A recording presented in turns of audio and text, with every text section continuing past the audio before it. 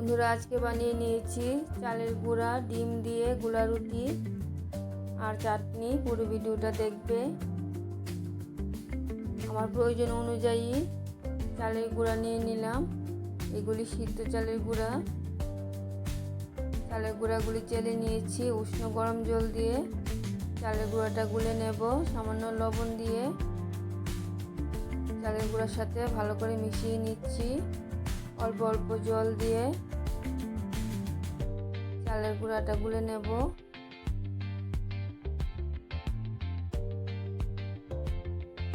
চালের গুঁড়াটা পাতলা করে গুলিয়ে নিয়েছি। কিছুক্ষণ সময়ের জন্য রেস্টে রেখে দেব।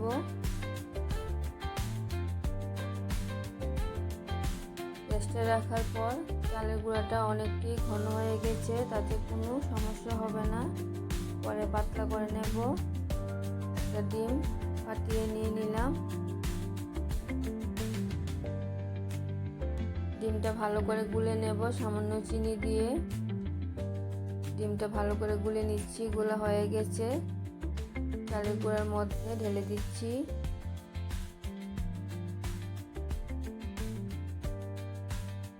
এখন চালের গুঁড়াটার মধ্যে ভালো করে মিশিয়ে নেব।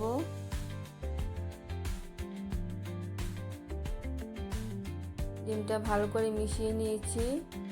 আর একটু উষ্ণ গরম জল দিয়ে এরকম পাতলা করে গোলাটা রেডি করে নিয়েছি।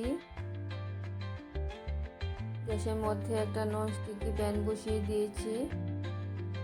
একটা সাদা কাপড়ের টুকরো নিয়ে সামান্য রিফাইন্ড তেল আর জল দিয়ে ননস্টিকি প্যানটা ভালো করে মুছে নিয়েছি।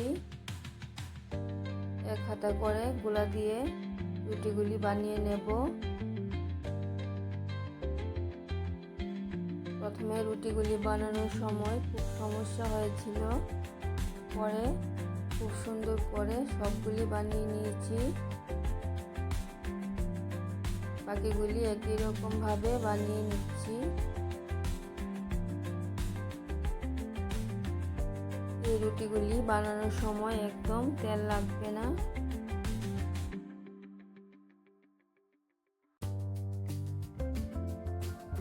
তাছাড়া উল্টে দেওয়ারও প্রয়োজন নেই, তোমাদেরকে দেখানোর জন্য উল্টে দিয়েছি।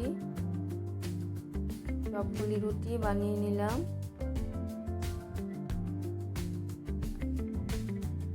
এখন বানিয়ে নেব চাটনি। ননস্টিকি প্যানটার মধ্যে সরিষার তেল দিয়ে দিলাম। তেলটা গরম হয়ে গেছে। একটা শুকনো লঙ্কা দিয়ে দিলাম। শুকনো লঙ্কাটা হালকা ভেজে কিছু আদা টুকরো দিয়ে দিলাম। এখন দিয়ে দেব ছোলার ডাল। ডালগুলি ধুয়ে শুকিয়ে রেখেছিলাম। ডালগুলি একটু ভেজে নেব।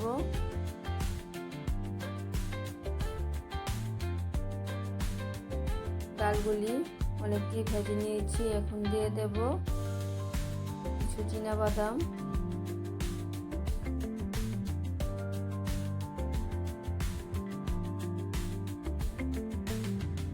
আমি ভাজা চীনাবাদাম ব্যবহার করেছি, বেশি ভাজার দরকার নেই।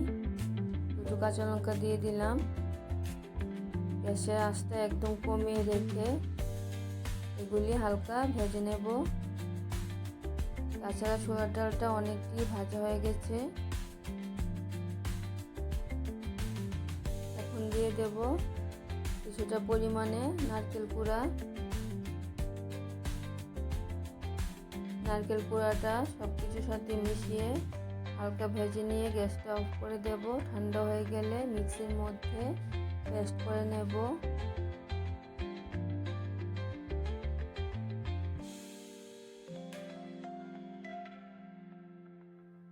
সব কিছু ভাজা হয়ে গেছে। গ্যাসটা অফ করে দিয়েছি। দেখো রুটিগুলি কেমন বানিয়েছি, একদম নরম। তোমরা এইভাবে বানিয়ে খেয়ে দেখবে। চাটনি দিয়ে অসাধারণ খেতে হয়।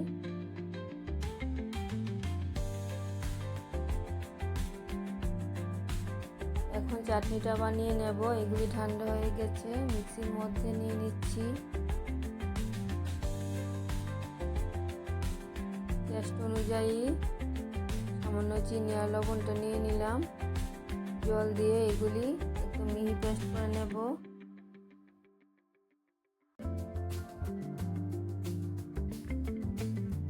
একদম ভালো করে পেস্ট করে নিয়েছি, বাটির মধ্যে নিয়ে নিলাম। তোমরা চাইলে চাটনির মধ্যে ফোড়ন দিয়ে দেবে, আমি আর দিইনি। খাবারটা আমি বেড়ে নিলাম। অসাধারণ খেতে হয়েছে গোলা রুটি আর চাটনি। তোমরা বানিয়ে খেয়ে দেখবে। আবার দেখা হচ্ছে পরের ভিডিওতে। সবাই ভালো থাকবে।